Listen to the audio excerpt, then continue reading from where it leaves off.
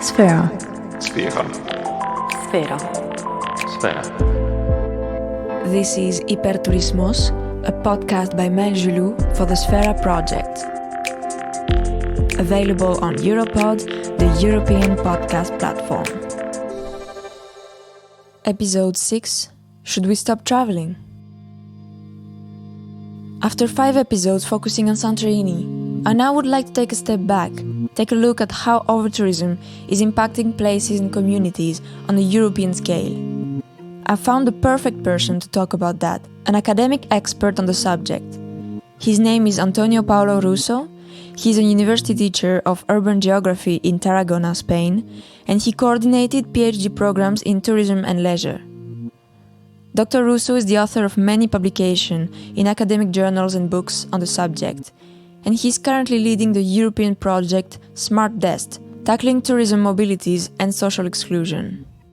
We've always been aware of the fact that tourism is a generator of prosperity for local communities, for regions that are destinations of tourism flows. And we've always been aware that there is a negative side to it, which is more complex to tackle and to analyze and even to communicate. But there has been for many years an assumption that anyway it was worth. So the benefits would always outweigh the cost, at least in policy discourses that are justifying the fact that there are investments in tourism and that there is a sort of a blind faith towards tourism development as a lasting sense prosperity generator for places that do not have many other opportunities. And then in the academia and in the public opinion, we started to note, and this was around the end of the 70s, beginning of the 80s, that there were places that were starting to suffer because of an excess of tourism. But we could say that for many years, this is almost anecdotic. And the word overtourism is in fact very recent. We started talking about that, but in fact it was already there. So what is overtourism and what are its consequences? It's evidence about depopulation trends, so residents that are displaced or that decided to go away from places which are over-touristed, which is something that hints at questions of resilience of cities. We have evidence about booming housing costs, which has been facilitated by the boom of collaborative hospitality, as it's called, Airbnb and the rest. We have evidence about worst salaries paid in the tourist sector in situations of a very strong competitive climate, so an increase in precarious work in places which are over-touristed. And we have evidence about the effects that overcrowding, which is only a part of over-tourism, maybe the most visible part, but the effects that overcrowding have on the possibility that other people, residents, workers, students, can access the resources of the city, like public space, transport infrastructure. What Dr. Russo said really resonates with the situation I witnessed in Santorini, only on a larger scale. In 2018, a report was made by the European Parliament, more specifically by the European Parliament's Committee on Transport and Tourism, or TRAN. The aim of this report was to study the phenomenon of overtourism in the EU. What emerges from the TRAN report is that we are not talking anymore about a few places in Europe. We are talking about a very large number of places. And those who are not suffering of overtourism may be the next, because the trends are pushing in that direction.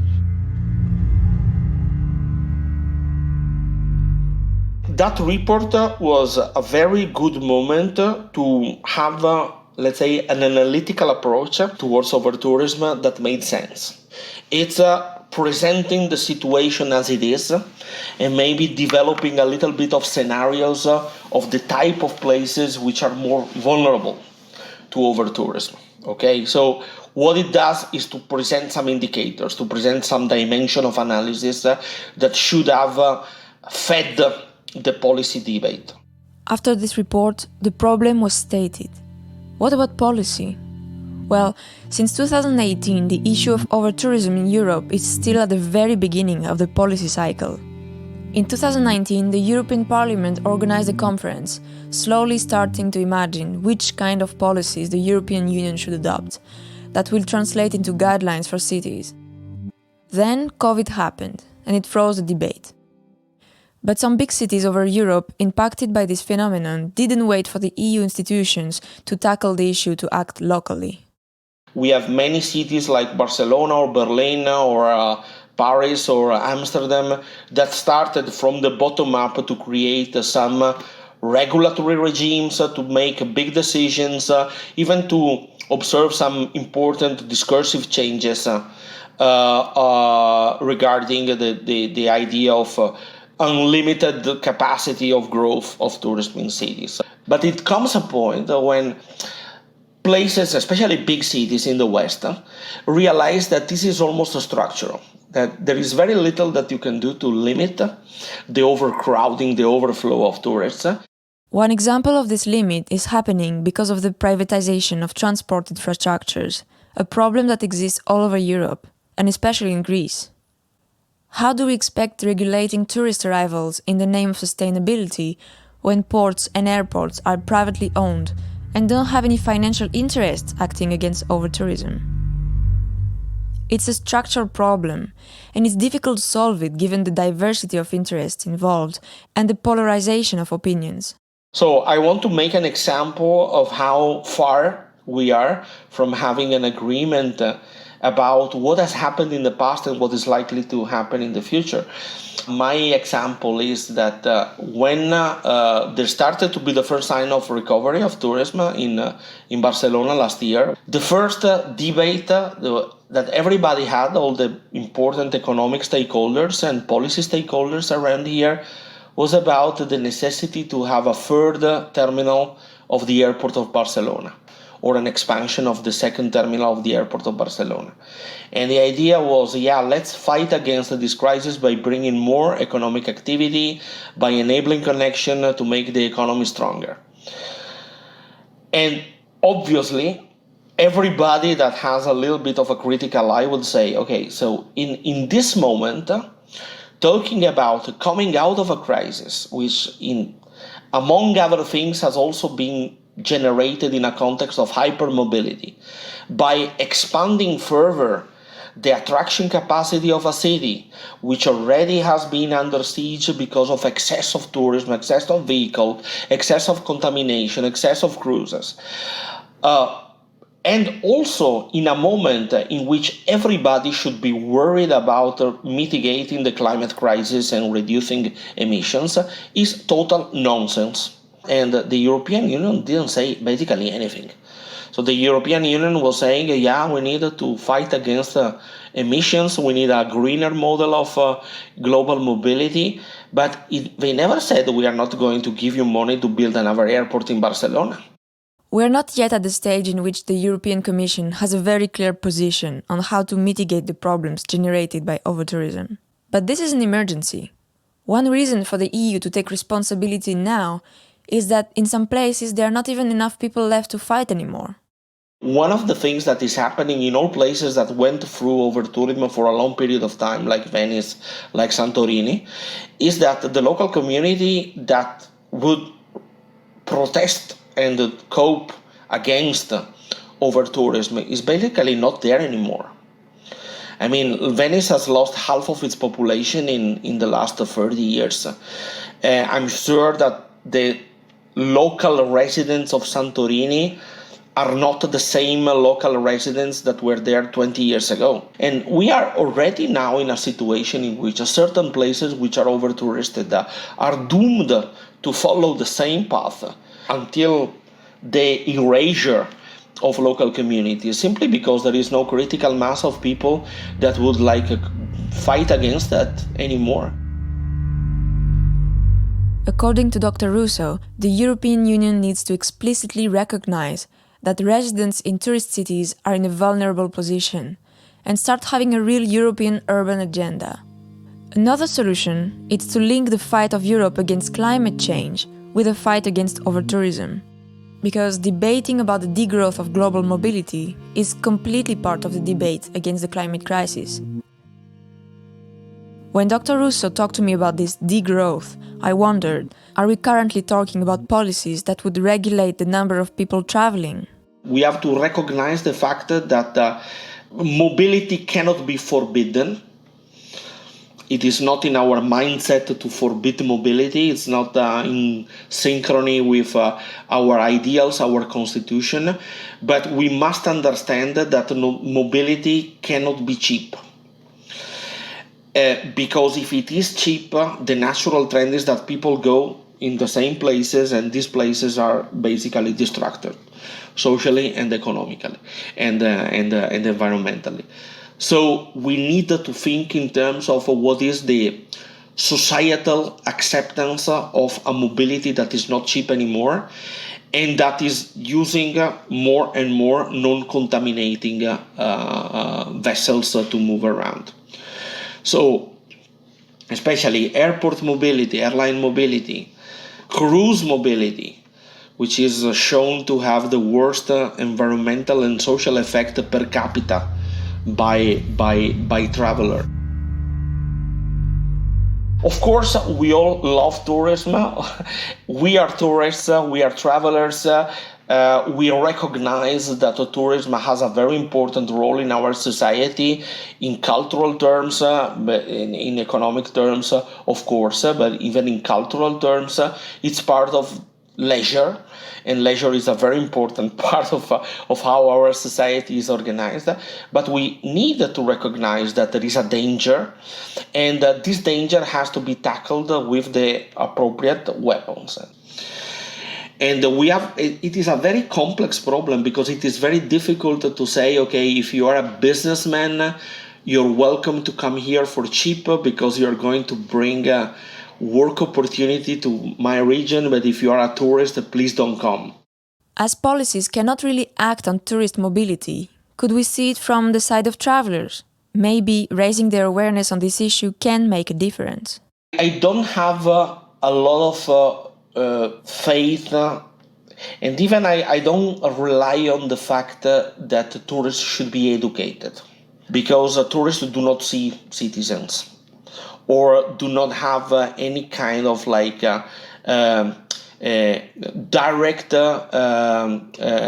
understanding of what the tourist practice of places is doing to local residents.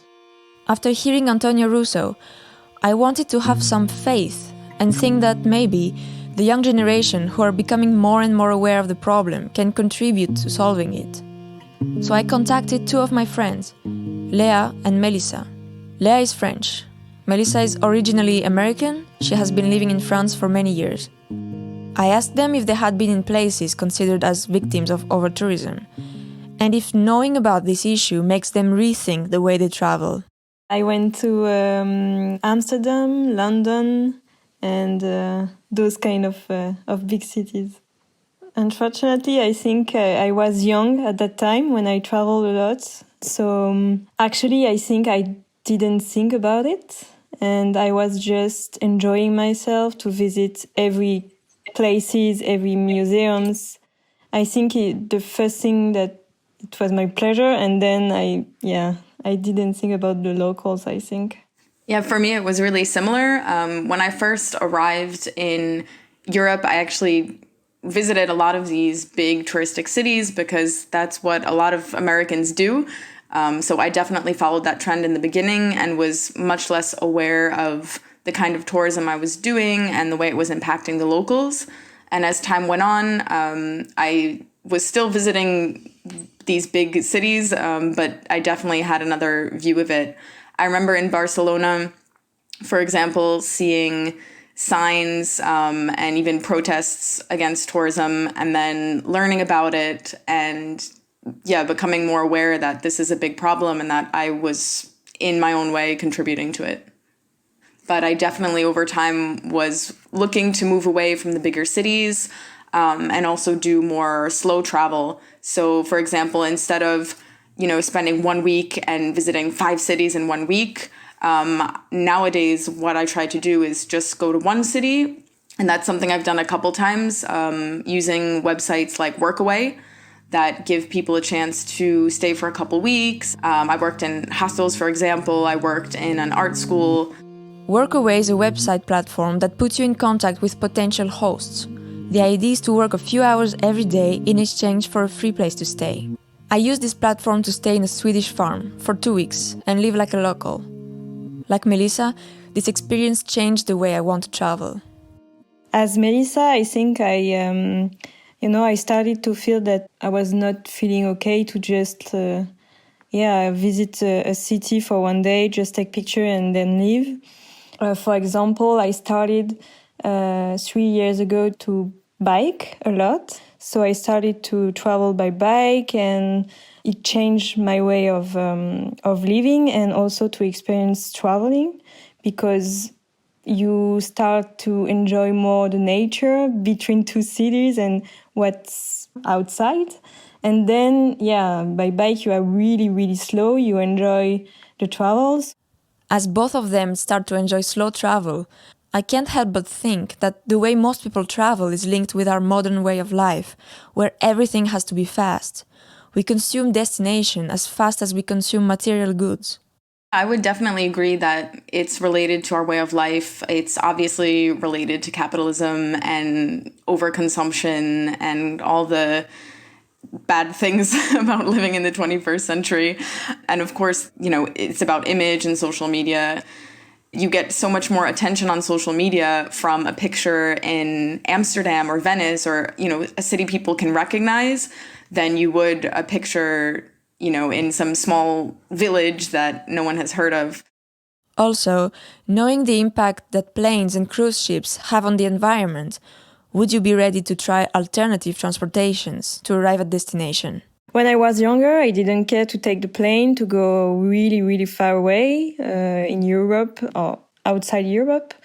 But I starting a few years ago to think that we have one planet, so we need to take care of what's around, the nature, everything. So the plane is not suitable in our world. When I moved to Europe, my first reflex wasn't to travel with the plane, because I was actually amazed at how practical and comfortable the trains were in France and pretty much all over Europe.